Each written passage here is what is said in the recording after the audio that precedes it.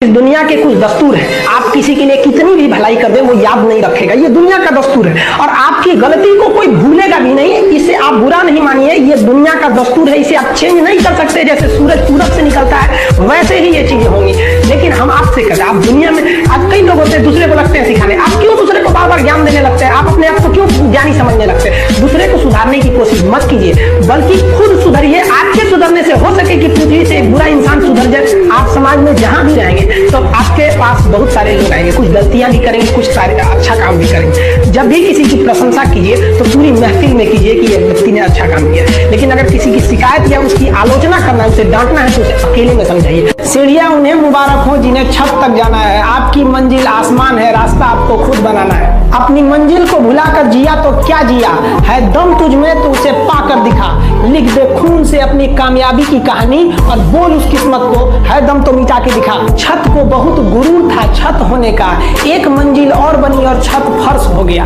तूफान ज्यादा होती है तो कश्ती डूब जाती है और घमंड ज्यादा हो जाती है तो हस्ती डूब जाती है। पतंग को पता होता है कि उसका अंत एक कचड़े में जाकर होगा, लेकिन उससे पहले उसे आसमान छूकर दिखाना होता है। पहाड़ों को चीरते हुए जब नदी निकलती है ना, तो कभी नहीं पूछती है कि समुद्र अभी कितना दूर है। और नदी में गिरने से तो कभी किसी की मौत नहीं होती। मरता तो वही है जिसे तैरना नहीं आता है। मेहनत बता देता है कि परिणाम कैसे मिलेगा, वरना परिणाम तो बताता ही है कि आपका मेहनत कैसा था। जो पानी से नहाएगा वो अपना लिबास बदलेगा, जो पसीने से नहाएगा एक दिन इतिहास बदलेगा। जिस दिन पैसे वाले हो जाइएगा उस दिन और आगे बढ़िएगा, समझा गया? जिस दिन आपके अंदर विनम्रता आ जाती है भगवान आप पे विशेष नजर देता है, समझा है कि नहीं?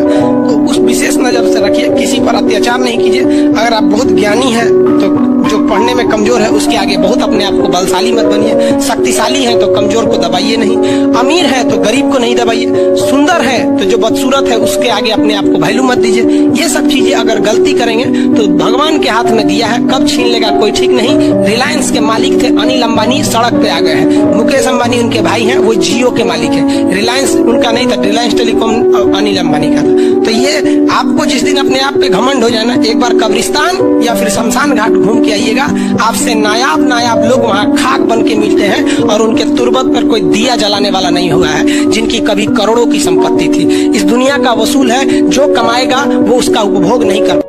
रही बात रिजल्ट की, तो एक बात आपको बताते हैं, रिजल्ट जब भी होगा तो आपके पढ़ने से होगा।